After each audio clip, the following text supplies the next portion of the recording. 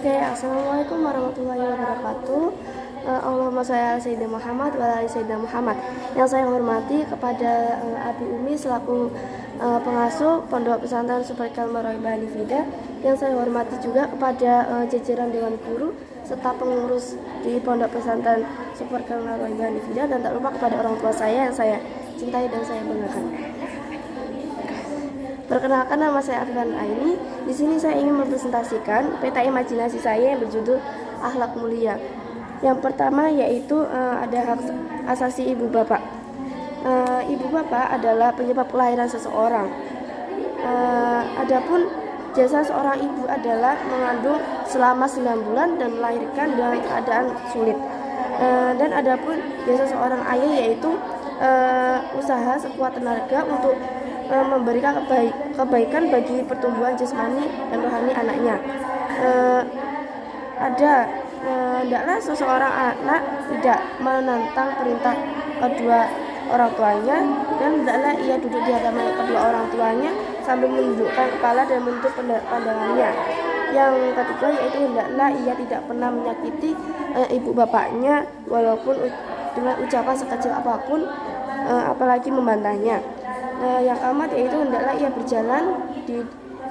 tidak berjalan di depan keduanya kecuali mengabdi kepada orang tuanya.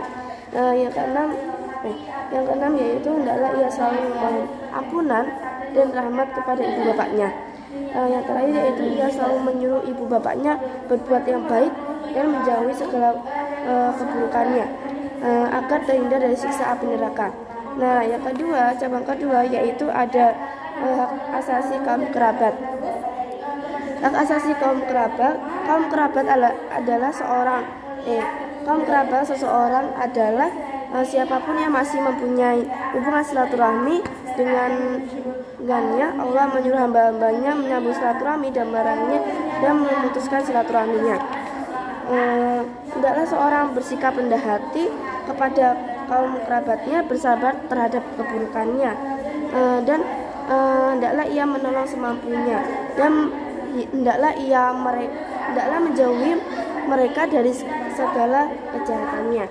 Dan yang ketiga yaitu ada hak asasi tetangga.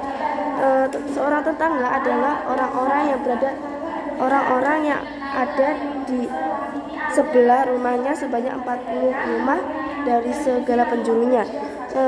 Tetangga punya sejumlah hak asasi di antaranya yang pertama yaitu hendaklah engkau memberi salam kepadanya lebih dahulu. Yang kedua yaitu hendaklah engkau berbuat kebajikan terhadap tetanggamu.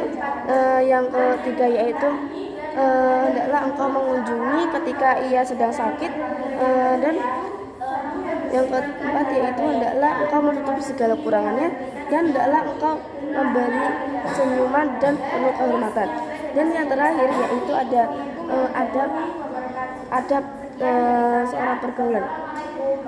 Adab seorang pergaulan ada beberapa macam. Di antaranya yaitu hendaklah seseorang itu selalu berwajah senyum pada orang lain. Dan yang kedua, bersikap lemah lembut terhadap orang lain. Yang ketiga yaitu mau mendengarkan ucapan orang lain. Yang keempat yaitu bersikap rendah hati dan tidak sombong. Yang kelima, hendaklah seseorang berdiam ketika bergurau dengan orang lain. Yang keenam yaitu hendaklah seseorang saling menyantuni kepada orang lain.